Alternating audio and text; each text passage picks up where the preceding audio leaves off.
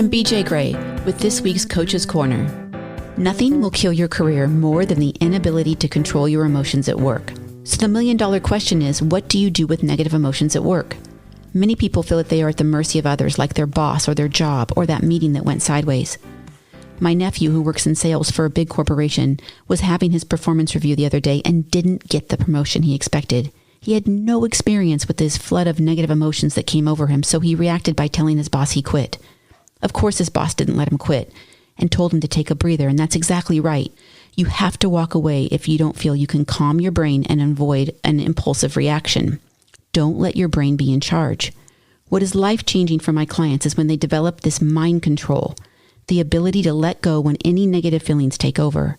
Part of developing these powerful mental muscles includes letting go of expectations and retraining our perceptions. Yes, getting a bad performance feedback is never fun, or hearing in a meeting with a group of your peers that you missed some critical information is embarrassing. But the feelings we experience in those moments are not as complicated as we make them. So how do you deal with something that makes you frustrated or angry?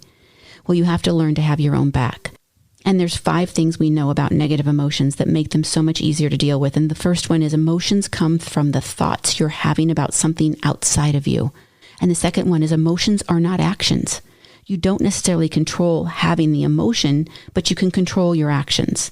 And the third one is negative emotions are uncomfortable, but they are not going to kill you.